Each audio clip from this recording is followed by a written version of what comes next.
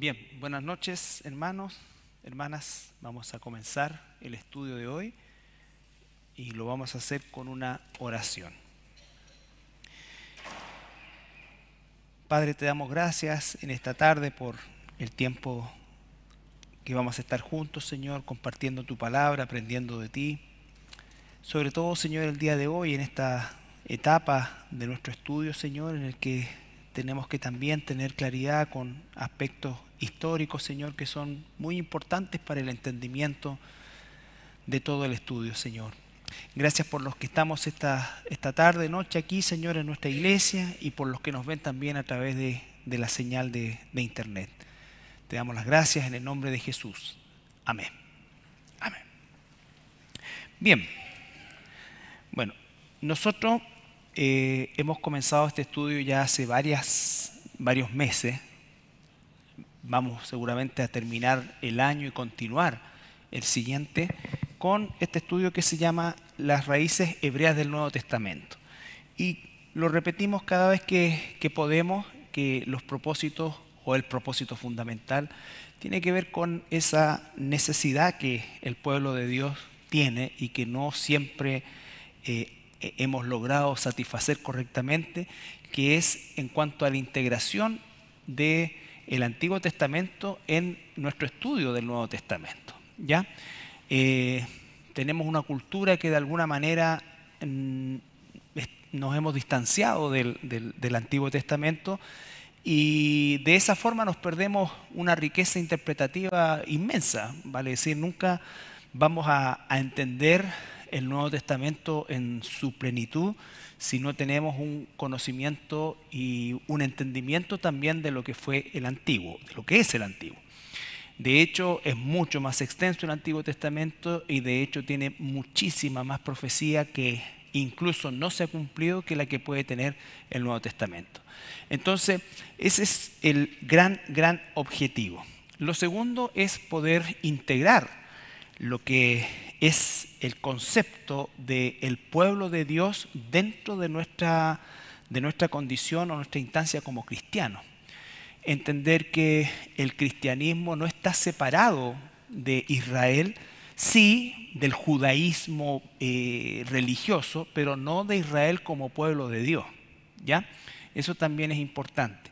El judaísmo religioso que se practica incluso el día de hoy en Israel no es un judaísmo bíblico, toma algunos conceptos de la Torá, del Antiguo Testamento, pero su gran mayoría constituye un judaísmo más bien que se le llama el judaísmo rabínico, ¿no es cierto? El judaísmo basado principalmente en la interpretación rabínica, no tanto o casi nada de los textos bíblicos, sino que más bien de los textos talmúdicos y de las distintas tradiciones que se fueron creando a lo largo de los siglos.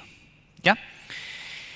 Bueno, en ese tenor nosotros partimos desde el Génesis con Abraham, la promesa, y entender que a partir de esa promesa era de un pueblo, pero ese pueblo no iba a ser exclusivo desde el punto de vista de la salvación, sino que ese pueblo más bien iba a ser el vehículo a través el nuestro Dios, ¿no es cierto?, traería la salvación en la persona del Mesías, y esta salvación desde un principio, recuerdan ustedes la promesa en Génesis 12 es: serán benditas en ti todas las naciones de la tierra. Entonces es una bendición que incorpora a todas las naciones de la tierra. Obviamente a lo largo de los siglos este propósito se fue distorsionando, pero cada cierto momento de la historia humana, ¿no es cierto?, Dios vuelve a, como quien dice, a apretar las riendas y a que retomemos el propósito. ¿Ya?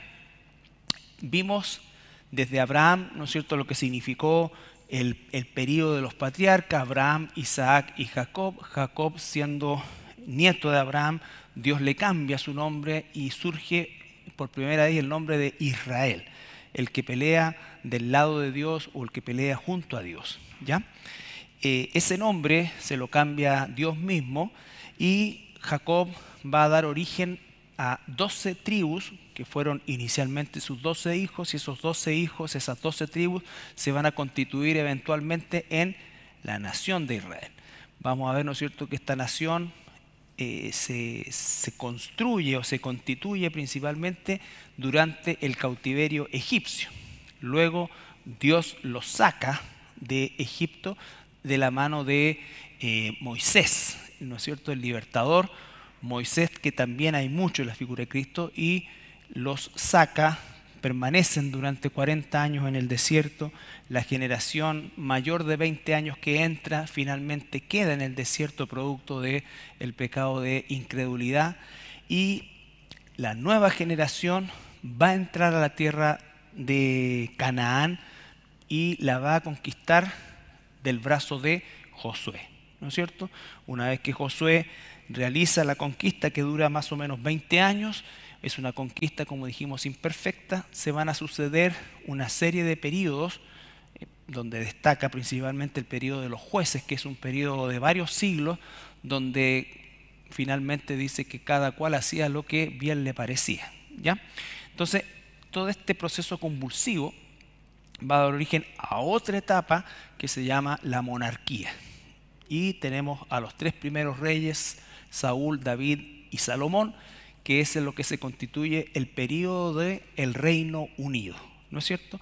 Después va a haber una división de este reino, y todos esos son procesos que hemos revisado con cierto detalle, y esa división del reino va a dar origen a dos entidades. Se va a llamar el Reino del Norte, con 10 tribus, siendo Efraín la cabeza de esas 10 tribus, y el Reino del Sur, Judá y Benjamín, a los cuales posteriormente se le van a agregar también levitas, ¿ya? Recuerden ustedes todo lo que sucedió en el norte, todo el concepto de la idolatría. Bueno, eso va a dar después origen a un periodo también de cerca de 200 años, en que tanto el norte como el sur se van a suceder una serie de dinastías en el norte, ¿no es cierto?, que va a terminar finalmente con la llegada de los persas, que van asirios, el imperio asirio, perdón, que van a llegar y van a llevarse estas 10 tribus del norte. Y la forma en cómo tenían, recuerden, de conquistar era dejar una población local mínima y traer de otros lados poblaciones de otros tipos de personas y de otros lugares, para producir finalmente una mezcla que los hiciera perder su identidad. Y a la vez, aquellos que se llevaban cautivos no los dejaban juntos, sino que los repartían a lo largo y ancho de todo el imperio. Bueno, el imperio asirio va a caer, va a subir el imperio babilonio, y el imperio babilonio va a ser quien se va a llevar cautivo a la casa de Judá. Recuerden, la casa de Judá, constituida casi en un 80% por la tribu de Judá, un porcentaje menor de la tribu de Benjamín y otro porcentaje también menor de levitas, ¿ya? La casa de Judá va a ir cautiva a Babilonia durante 70 años. Esos 70 años, no lo vamos a explicar, estamos viendo muy rápido, ¿no es cierto?, pero no salen de la nada. Esos 70 años corresponden a que los judíos no guardaron el año del reposo, que se llama el año Shemitah, que es el reposo al séptimo año, ¿no es cierto? Y finalmente fueron 490 años que no guardaron el año Shemitah, y cada 7 años tenían que dejar, o sea, cada 6 años, el séptimo año era de reposo, y por lo tanto eso dio el número de 70 años de cautiverio, o sea, los años que no se produjo ese descanso de la tierra. Bueno, ¿cuál es la característica de la casa de Judá?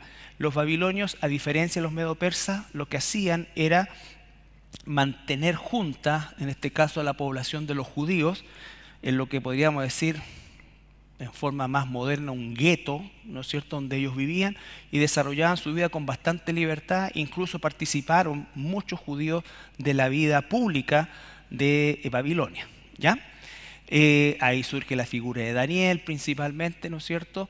Y el mismo Daniel va a leer el libro de Jeremías, donde justamente se revela que el cautiverio va a durar 70 años y ya no queda tanto tiempo para que se cumpla eso. Y entonces Daniel comienza a orar y a arrepentirse, y va a recibir la profecía de las 70 semanas. que es algo que también tenemos que ver y entender, porque la semana 70 todavía no se produce y es la semana o los 7 años que corresponden al tiempo de la tribulación y gran tribulación. ¿Ya? Entonces, cuando se cumplen los 70 años, va a venir el regreso de la tierra de Babilonia, pero ya no bajo el dominio babilonio, sino que va a ser bajo el dominio de los medo-persas. Va a surgir un rey llamado Ciro, quien va a dar un edicto, el cual va a permitir que los judíos regresen y que vuelvan a reconstruir la ciudad, ¿no es cierto?, y el templo. Y ese periodo va a finalizar cuando los medo-persas son conquistados por el imperio griego. ¿Ya? Entonces, el tiempo entre el regreso de los judíos a Babilonia, o sea, de Babilonia a la tierra de Israel, hasta el tiempo de Juan el Bautista, o la aparición de Juan el Bautista en escena, se le llama el período del silencio o el período intertestamentario. Se le llama período del silencio ¿por qué? Porque no surge ningún profeta llamado por Dios, inspirado por Dios, que dé palabra de Dios. No significa que no sucedieron muchas cosas, de hecho sucedieron muchas cosas, pero no hubo escritura, por así decirlo. No hubo escritura. ¿Ya? Entonces, ese periodo también se le llama los 400 años de silencio. ¿Y por qué es importante estudiar este periodo de forma muy sucinta? Es un estudio muchísimo más profundo, pero está ultra resumido para que en 40 o 45 minutos por lo menos nosotros tengamos un hilo conductor, para que, como siempre espero que sucedan las cosas, ¿no es cierto?, es que nunca pensemos que esto salió de repente, no, sino que viene de un hilo conductor. ¿Ya? Entonces, el día de hoy vamos a ver, espero, el periodo intertestamentario, que corresponde a 3 etapas. La etapa más corta es la medo-persa, porque rápidamente los griegos los conquistaron. Va a estar la etapa griega, que va a ser la más fuerte y la más influyente, y después va a estar la etapa romana temprana, que es cuando Roma conquista el territorio, ¿no es cierto?, hasta la figura de Herodes el Grande, que es el tiempo en el cual nace nuestro Señor Jesucristo, y Juan el Bautista también. ¿Ya? Bueno, esto que lo vieron con el pastor Tadeo, es interesante que lo puedan tener después, que es un cronograma, una cronología del retorno. El retorno judío no fue, digamos, abrupto, fue durante 3 periodos. El primero de ellos con Zorobabel, el segundo con Esdras y el tercero con Nehemías. Además de eso, los que regresaron del cautiverio babilónico no superaban el 10% de los judíos que estaban en Babilonia, lo que significa que el 90% de los judíos se quedó, se absorbió, se familiarizó, ¿no es cierto? Y aunque mantuvo su sinagoga y todo, nunca volvió. Y entonces, los que volvieron fueron realmente muy pocos. ¿Quiénes estaban en la tierra? Bueno, recuerden que cuando Nabucodonosor se los lleva, no se lleva a toda la población, deja un importante número de gente, que la Biblia dice que eran los más pobres, los deja en la tierra, y de alguna manera esa población durante esos 70 años también surge, aumenta, y es en el fondo la gran población que se encuentra en la tierra de Israel. La gran población no la constituyó los que volvieron, sino los que estaban. ¿Ya? Y aquí vamos a ver que va a haber un choque muy grande, porque obviamente los que llegan con otra cultura. Muchos de ellos nacieron, la gran mayoría, si no todos, nacieron en Babilonia y estaban babilonizados. Y llegan a la tierra y se van a encontrar con judíos que nunca se movieron de ahí. Entonces, eso es para entender. Además de eso, ya se habían desarrollado también los samaritanos. ¿Se recuerdan los samaritanos? En el Reino del Norte, los samaritanos los constituyeron los de las 10 tribus que se quedaron y que se mezclaron con las poblaciones que los asirios traían. Entonces, ¿qué quiero decir con esto? Es que era una situación muy heterogénea, y muy, muy difícil de gobernar y que va a ser la causa de los grandes conflictos internos que va a tener el pueblo de Israel. ¿Ya? Esto también es interesante que después lo puedan revisar de nuevo y tener, no es necesario aprendérselo, pero a la medida que lo vamos estudiando, vamos a tener una panorámica importante de los sucesos justamente desde el decreto de Ciro hasta el Imperio Romano. ¿Ya? Y qué cosas importantes, y acá está resumido un poco. Bueno, el tiempo que transcurre entre el Antiguo y el Nuevo Testamento, periodo de silencio, y este periodo es muy importante y vamos a ver cómo es que Dios en su soberanía prepara en este periodo de tiempo de 400 años y sobre todo durante el periodo griego, prepara el ambiente, el mundo para la venida de Jesucristo. Lo vamos a ver también. Y entre Malaquías y la aparición de Juan el Bautista. Ahora, ¿qué cosas desde el punto de vista de Israel propiamente tal surge durante este periodo? Surgen estos dos grandes movimientos religiosos que van a ser en definitiva los que van a dar forma tanto a la vida religiosa como a la vida política más adelante. Estaban los saduceos. Los saduceos los constituían principalmente judíos que habían regresado del cautiverio, es decir, judíos con, de recursos y judíos que de alguna manera se les consideraba como una aristocracia. ¿Ya? Religiosamente ellos no eran fuertes, de hecho había una mezcla con la cultura griega religiosa, ¿no es cierto?, y la judía. No así los fariseos, que en definitiva los fariseos eran, diríamos, los ortodoxos de la época y eran el grupo que verdaderamente tenía una autoridad espiritual sobre el pueblo. ¿Ya? Los fariseos surgen, diríamos, como surgieron en alguna oportunidad en la historia de la iglesia los puritanos. No sé si han leído los puritanos, la historia de los puritanos. ¿Ya? Bueno, inicialmente eran como eso, como los puritanos. Los fariseos que encontramos nosotros en el tiempo de Jesús es una desvirtuación de este grupo religioso. ¿Ya? Ellos nacen justamente, de hecho podríamos considerar que esto se origina en el tiempo de Nehemías.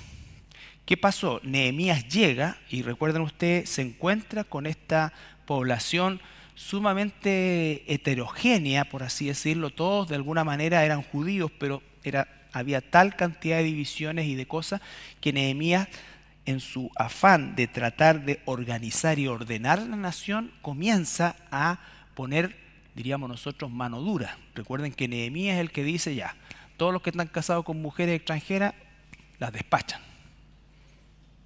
Esdras y Nehemías también. Nehemías realmente y Esdras hicieron un trabajo, diríamos nosotros, de ordenar.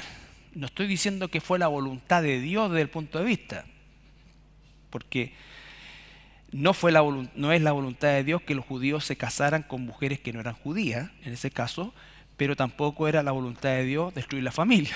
Ya estaba formada, ya el hombre tiene que aprender a vivir con sus consecuencias.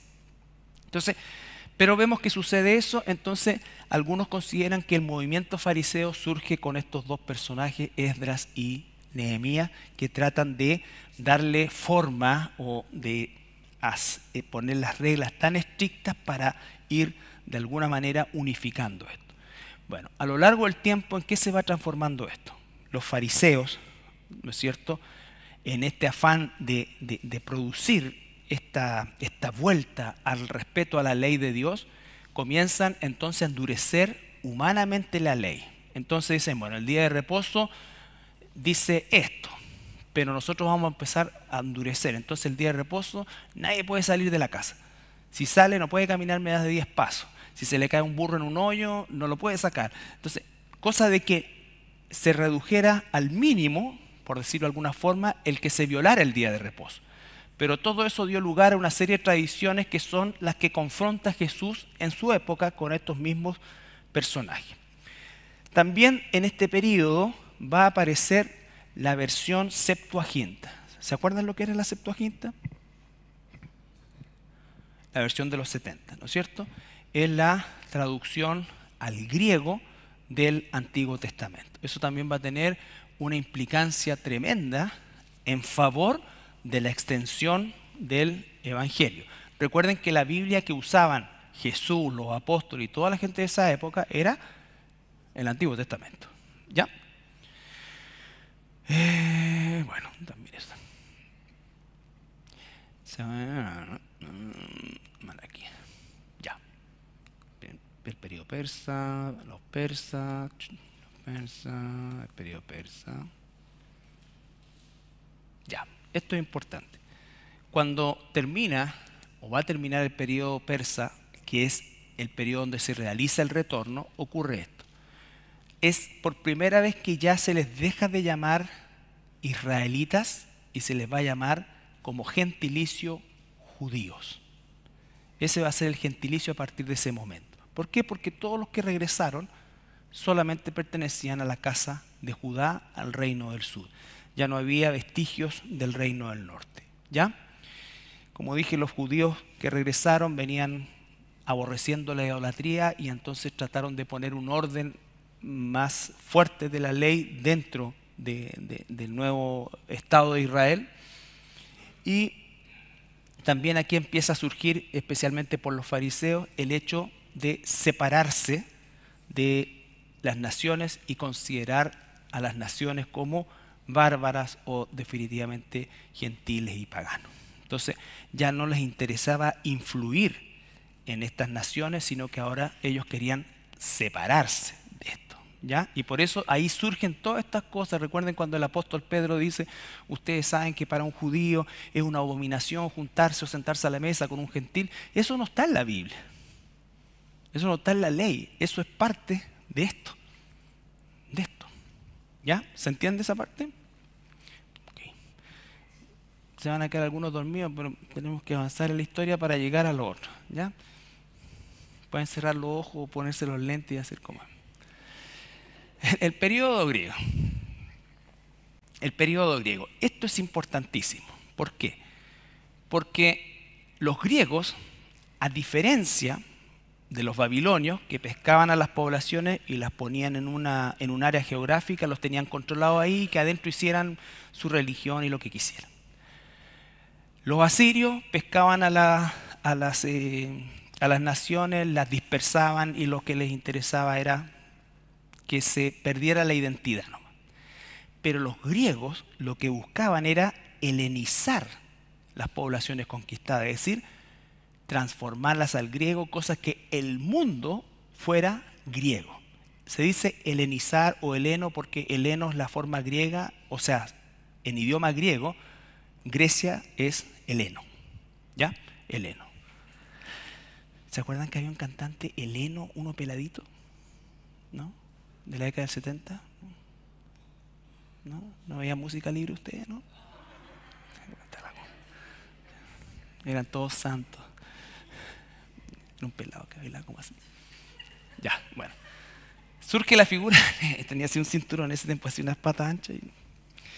Ya. ¿En serio nadie conocía a Heleno? Era mi hermana, sí. Muy bien.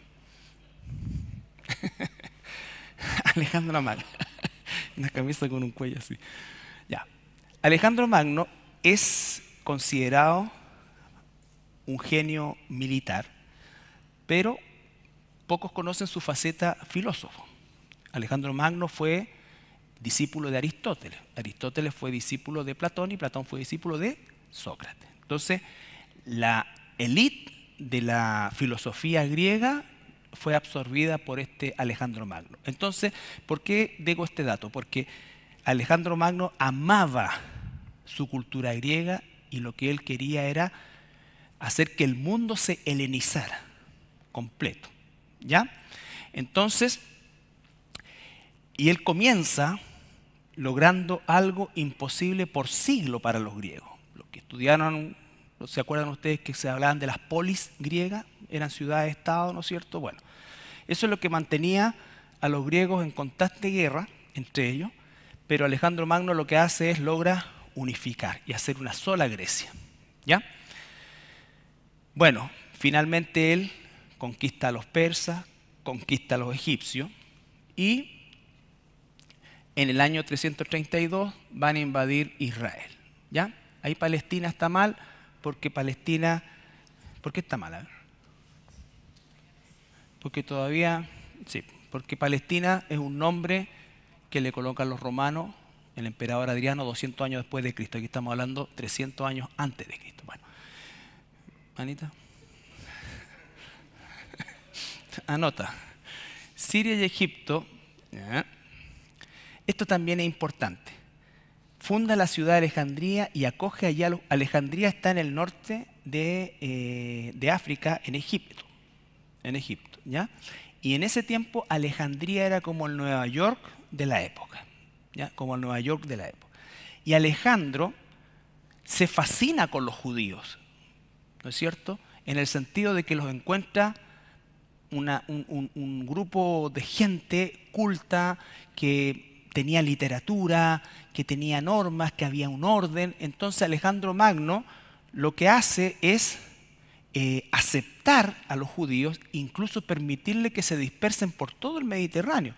Y se da una instancia en la época de oro de Alejandro Magno en que en la población de Egipto, en Alejandría, era 4 o 5 veces más grande que la que se encontraba en la tierra propiamente tal de Israel. Entonces, esto también es importante y esto ocurrió a lo largo de toda la cuenca del Mediterráneo, ¿no es cierto? Toda la cuenca del Mediterráneo se esparcieron los judíos.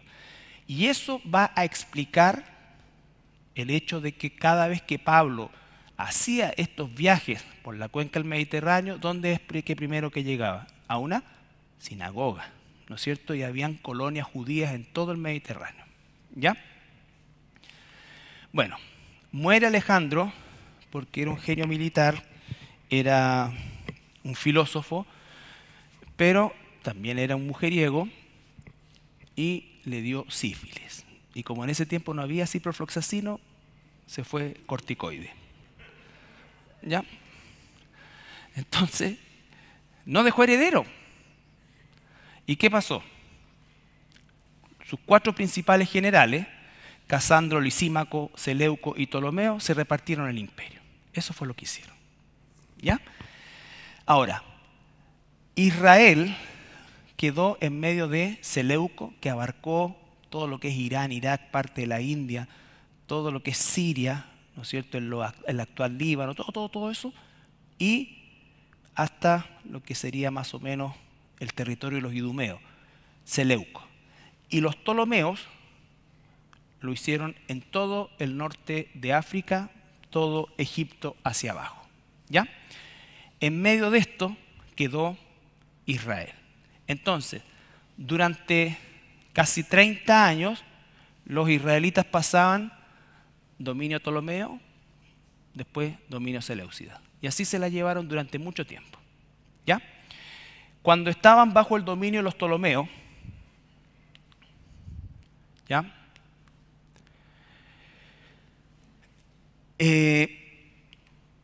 Los judíos durante el periodo de los ptolomeos pudieron tener una vida súper tranquila, construyeron sinagogas, ¿ya? Vivieron una vida donde incluso prosperaron mucho materialmente, y se produce aquí, este es el tiempo cuando el rey Ptolomeo, ¿no es cierto?, Filadelfo, no solamente se interesa por apoyar la cultura judía, sino que es el precursor de la traducción. No sé si ustedes han escuchado la Biblioteca de Alejandría. Ya, bueno, la Biblioteca de Alejandría que se quemó, ¿no es cierto?, era una de las maravillas del mundo. Bueno, en esa biblioteca existían supuestamente todos los tomos relevantes de todas las culturas del mundo conocido, pero faltaba el libro de los judíos traducido al griego. Y esa es cuando comienza la versión de los 70. Desde Jerusalén manda 70 sabios, que sabían griego por supuesto, y durante un periodo de tiempo traducen el Antiguo Testamento, el Tanaj, lo traducen al griego, y esa es la versión Septuaginta, que va a ser fundamental porque esa es la versión que va a usar el mismo Jesús, que van a usar los hermanos durante el periodo de la iglesia. Todo eso va a ser la Septuaginta. ¿Ya? Bueno, los seleucidas pierden finalmente el dominio de Israel y suben los Ptolomeos pierden el dominio de Israel y suben los seleucidas, descendientes del general Seleuco, ¿ya? Y estos, a diferencia de los Ptolomeos, odian a los judíos, ¿ya? Y los comienzan a perseguir, los comienzan a matar. Y finalmente vamos a tener nosotros que el villano por excelencia es el rey Antíoco IV, que después se coloca Antíoco Epífanes. ¿Se acuerdan ustedes lo que es la palabra epifanía? Es Dios manifiesto. Bueno, Dios manifiesto, él se colocó Antíoco, el Dios manifiesto. ¿Ya? Entonces imagínense el tipo de pensamiento que podía tener. Odiaba al pueblo judío y procuraba, en realidad, más que hacer los griegos, en realidad era exterminarlo. Bueno, ahí está. Aquí se produce un evento extremo. Antíoco destruye finalmente gran parte de la ciudad, gran parte de los edificios, del edificio del templo, y en el lugar santísimo coloca una estatua de Zeus y realiza el sacrificio de un chanchito. ¿Ya? Entonces eso es lo que el profeta Daniel, y ahora sí buscamos Daniel, para que Sergito no se duerma y lea Daniel 11:31.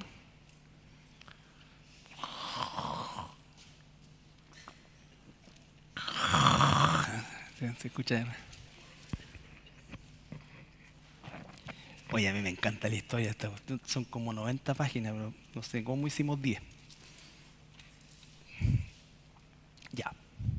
Daniel capítulo 11, versículo 31. Y se levantarán de su parte tropas que profanarán el santuario y la fortaleza, y quitarán el continuo sacrificio, y pondrán la abominación desoladora. Ya, esa profecía de Daniel tiene un primer cumplimiento con este hombre, Antíoco Epífanes. Es la primera y única vez hasta hoy, porque ni los romanos lo hicieron, es que los romanos quemaron el templo, pero estos profanaron el templo, ¿ya? Entonces es la única vez en que se ha producido esto que se llama la abominación desoladora, es decir, llegar al punto de entrar al lugar santísimo y no sacrificar un cordero, sino que sacrificar un cerdo, que en ese entonces para, ¿no es cierto?, no solo la cultura, sino que la ordenanza judía era un animal inmundo, ¿no es cierto?, inmundo. ¿Ah? En ese entonces, no, ya no estaba ya. No. Recuerden que el arca se pierde, ¿cuándo? Claro, cuando los babilonios se lo llevaron. Ahí está el misterio porque los babilonios no se llevaron el arca. Ahí se perdió el arca, pero no se la llevaron los babilonios. Y está entonces toda la teoría de que Jeremías tenía abajo una especie de túnel y está en alguna parte debajo de la mezquita hoy día de Al-Aqsa, en Israel. Ahora bien, Mateo 24:15. Podríamos nosotros llegar hasta ahí y decir, bueno, se cumplió esta profecía. Pero recuerden que hay muchísimas profecías que tienen cumplimientos parciales y cumplimientos futuros. Y esta es una de las más importantes. Mateo 24:15. Por tanto, cuando veáis en el lugar santo la abominación desoladora de que habló el profeta Daniel, el que lea, entienda. Ya. Entonces, esa abominación desoladora va a tener un cumplimiento futuro en el tiempo de la gran tribulación, cuando el anticristo profane el tercer templo, que todavía no está construido, pero que está listo para construirse. ¿Ya? Durante el tiempo de Jesús nunca ocurrió eso. De hecho, cuando Jesús dice esas palabras, 40 años después destruyen el templo. Y él está hablando en tiempo futuro. Dice, cuando vean, ¿no es cierto? No donde pasó, sino cuando vean. Y se está refiriendo a ese tiempo del fin, que va a estar el anticristo y va a traer la abominación desoladora al templo que está por construirse. ¿Ya? Entonces, ¿qué es lo importante entender de este periodo griego, que es el más importante dentro de las tres etapas, persa, ¿no es cierto?, griega y romana temprana? La que va a tener importancia va a ser la romana tardía, cuando ya está Jesús ahí. Pero los griegos son los que van a determinar básicamente el primer intento o el primer gran intento, y no solo intento, sino que la primera gran globalización. La primera gran globalización. Los griegos lo que querían hacer era imponer su cultura, ¿ya? Globalizar el mundo y transformarlo. Eso es globalización. Esa es esa unificación, ¿ya? Y eso es a lo que va a apuntar también, lo que ya el mundo está caminando a pasos agigantados, y eso es a lo que va a apuntar la figura del anticristo. Entonces, tenemos que entender esto para poder saber que entonces, así como esto sucedió en ese tiempo, el cumplimiento futuro al que vamos caminando, porque así como también este fue un proceso más o menos de 250 años, nosotros estamos ya en un proceso que lleva varias décadas en que ya para nosotros el concepto de la globalización es un concepto absolutamente natural, donde hoy día las identidades nacionales se están perdiendo y se busca que se pierdan, en donde tú puedes comer lo mismo aquí o en cualquier parte del mundo, donde todas las cosas están absolutamente intercomunicadas, ¿ya? Y recuerden que todo lo que pasó y que duró más o menos 2 años de esta pandemia fue justamente un experimento que comprueba que hoy existe la capacidad de hacer bailar al mundo al ritmo que los grandes, los poderosos quieran que el mundo baile. ¿Ya? Entonces, y no estoy diciendo que el bicho no existía, ni que, no, estoy diciendo es la realidad de que hoy día se puede colocar un disco y puede hacerse que todo el mundo baile a ese ritmo.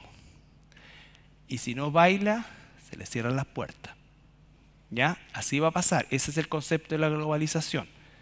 Esto se va a ver absolutamente intensificado durante el periodo del anticristo, porque ¿qué va a decir? Si no tienes la marca, no vas a poder vender, no vas a poder viajar, no vas a poder hacer nada. Si no tienes la vacuna, no puedes ir acá, no puedes entrar allá, no puedes hacer esto, nada. ¿Me entiendes? Ese es el concepto, ese es el punto. ¿Estamos? Bueno, este periodo intertestamentario, este periodo griego, todo esto que hizo Antíoco Epífanes generó, ¿qué creen ustedes en la población judía? Odio y deseo de ¿qué? De sublevación, de sublevación. Y va a surgir un grupo llamado los macabeos. Yo hasta el día de hoy no sé por qué se le dice macabeo a un hombre que supuestamente está sometido por su esposa. Porque los macabeos, si habían machistas eran los macabeos, si habían tipos duros eran los macabeos. ¿Ya? Entonces, pero bueno, no sé, pues son esas cosas. Claro. No creo que sea tan inteligente el razonamiento, pero bueno. ¿De dónde salen los macabeos? Bueno, antes de eso, vamos a ver los macabeos primero. Los macabeos surgen más o menos en el 167 y son una familia patriota. Se les llama patriota, ¿no es cierto?, porque ellos querían restaurar no solamente la fe o la religión de los judíos, sino que también el país de los judíos. Porque obviamente cuando tú estás bajo una conquista, no solamente tienes o pierdes tu identidad, en este caso religiosa, en el caso de los judíos, sino que también tu libertad como ciudadano propiamente tal. Y ellos venían de la familia de los asmoneos. No sé si han escuchado a los asmoneos. Era una línea familiar, como podríamos decir, no sé, los González. Entonces, los asmoneos, ¿ya? Los asmoneos. Y ellos enarbolaron como lema, Éxodo 15:11, que dice, ¿quién como tú, oh Jehová, entre los dioses? En hebreo es Mikamoka, Baalim, Jehová. Y las consonantes son MCBI, y de ahí viene, después empezó a pronunciar los Macabí, Macabí. Y posteriormente se fue, ¿no es cierto?, en el idioma acomodando y dio origen al nombre los Macabeos. Y se les llamaba también los Macabí porque Macabí es y significa un martillo que rompe. Eso es lo que significa Macabeo, un martillo que rompe. Entonces, los Macabeos, de hecho el equipo más importante de Israel se llama Maccabi Tel Aviv. Bueno, ahí está Macaba, que significa martillo. Dirigieron al pueblo judío en su lucha por su libertad del poder de los seleucidos. Ahora, lo lograron. Contra todo pronóstico, este grupo organizó un ejército tipo guerra de guerrillas y en un par de años lograron expulsar a los griegos seleucidas del territorio y establecer un gobierno judío propiamente tal que duró más o menos 90 años. Entonces fue un largo periodo de tiempo en que Israel volvió a recuperar su identidad, su libertad. ¿Ya? Pero se empiezan a suceder los hijos de estos macabeos. Va a haber una guerra civil, como suele ser, entre ellos, por la lucha de poder. Entre ellos, los propios judíos van a empezar entre ellos. Y hay un grupo liderados por un personaje llamado Juan Hircano, que va a estar por acá.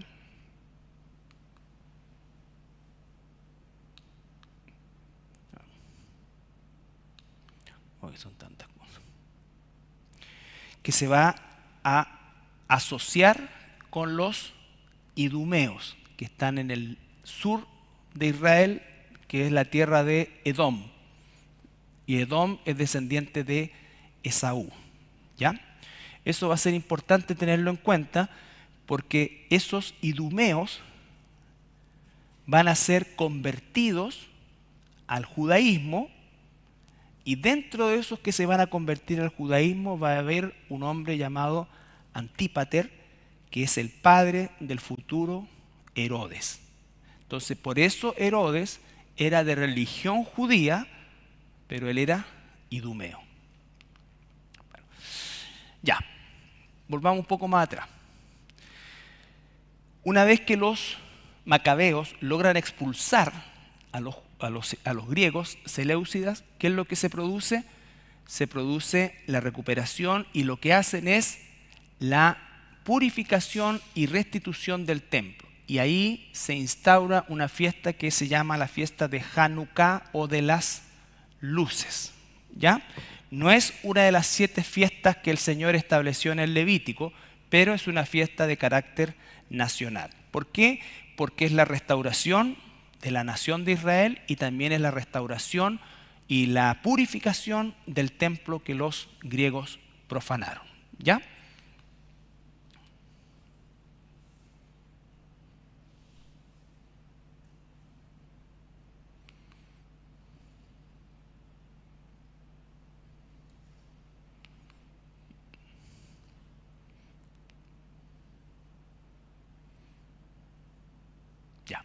Aquí está Juan Hircano. Este Juan Hircano, de la misma línea de los macabeos, ya estamos hablando del 104, libera finalmente a Judea, pero él es el que se hace alianza con los idumeos. Y que lo que sucede, convirtió a muchos al judaísmo. Entonces los judíos ahora, bajo este personaje Juan Hircano, van a hacer alianza con los idumeos, pero para que se pueda producir esa alianza, lo que ellos exigen es que se conviertan al judaísmo. Y ahí va a venir, ¿no es cierto?, el rey Herodes.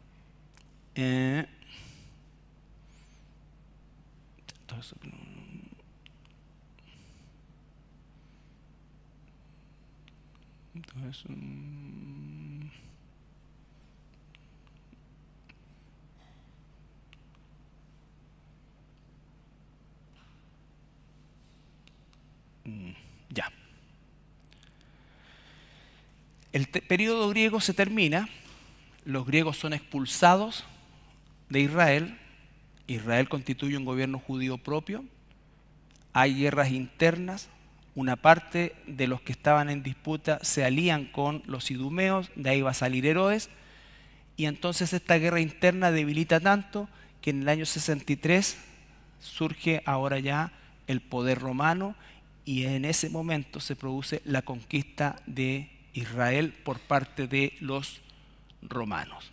¿Ya? Y los romanos, voy a resumirlo, ¿no es cierto?, lo que hacen es someter, los romanos tienen otro tipo de sometimiento. Los romanos no se van a vivir a la ciudad que conquistan, sino que eligen los mejores lugares y se quedan ahí los procuradores, los generales, los encargados.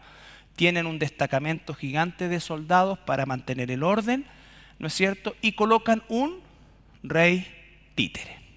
Y en este caso, en el caso de Judea, el rey títere es Herodes. ¿Ya?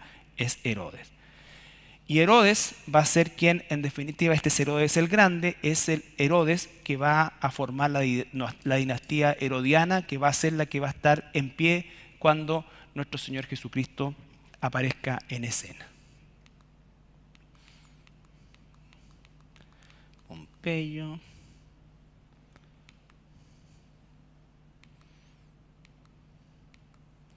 Bueno, todo eso surge durante el periodo, lo vamos a ver la semana próxima.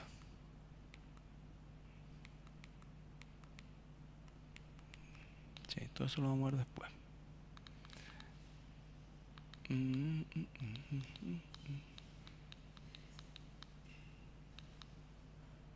Ya.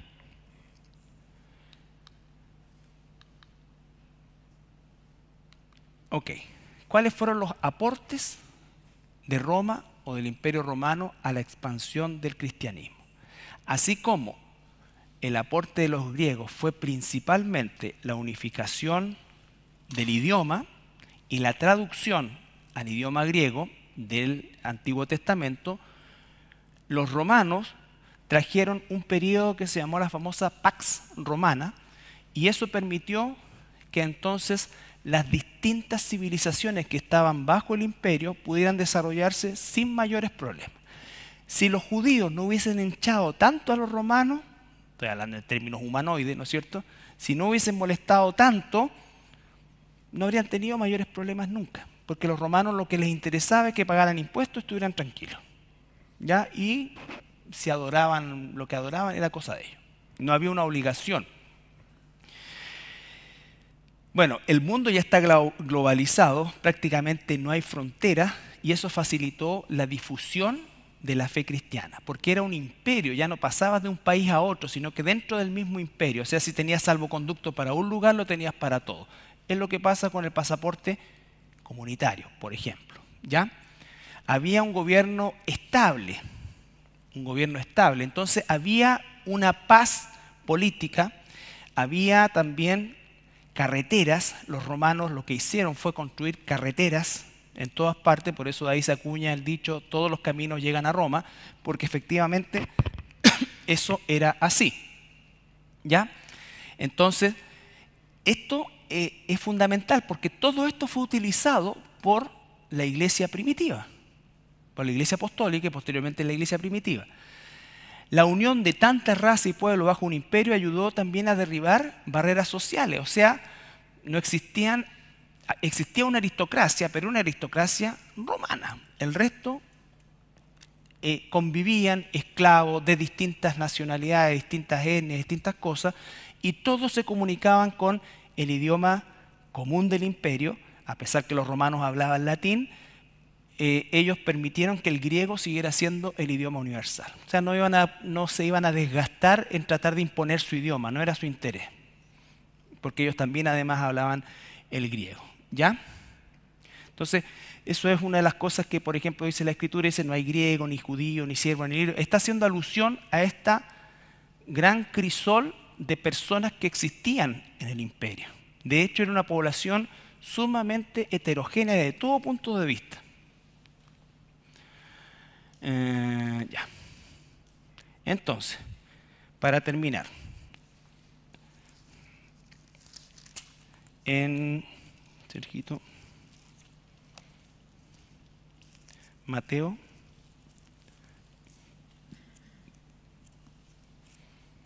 capítulo 1.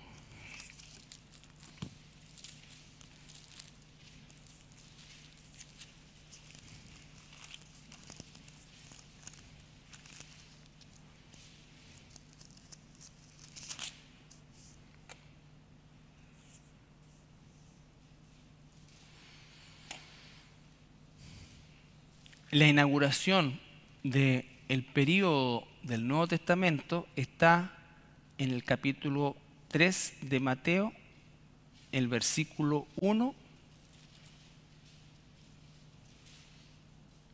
al 3.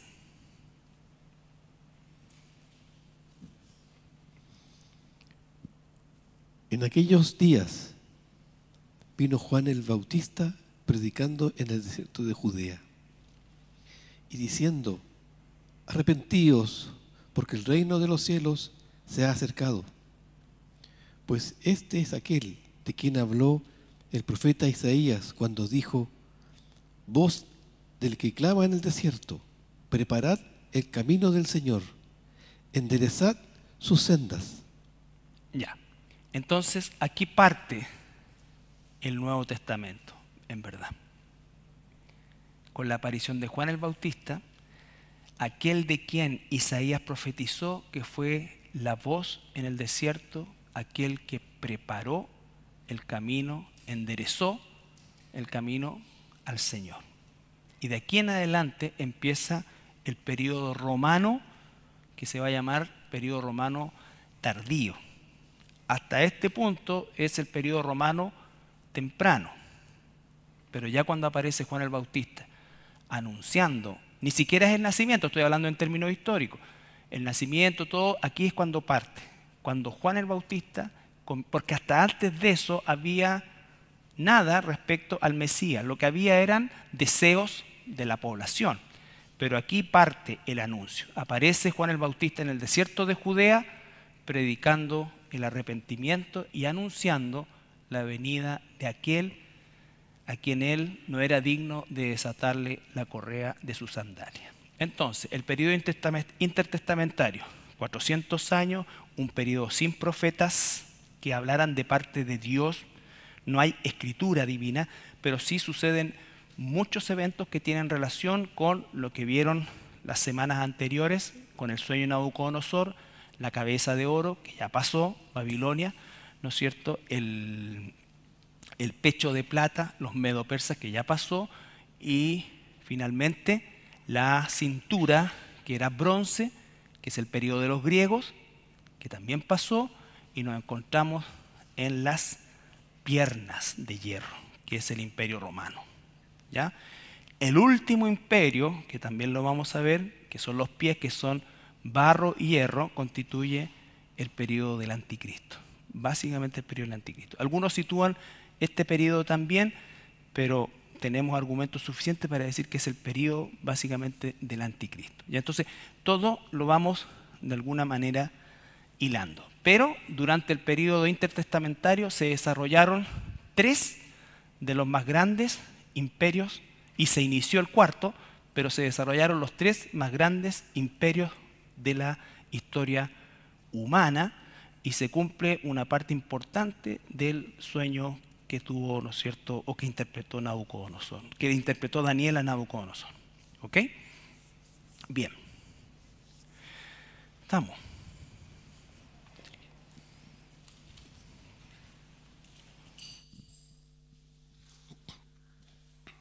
Gracias, Padre, por el estudio del día de hoy. Gracias, Padre, porque nos enseñas, Señor, de tu palabra. También nos enseña de lo que han sido los hechos históricos, Señor, los eventos que han ocurrido. También para nuestra cosmovisión, Señor, de conocer mejor las cosas, mejor conocer la historia, Señor, que también nos confirma que tú tienes el control de todas las cosas, Padre. De que aún en el silencio tú estás trabajando, aún en el silencio tú tienes el control de todo, Señor, y también para el día de hoy, Señor, cuando tú guardas silencio en cada una de nuestras peticiones o en nuestras vidas, Señor, que claman a ti.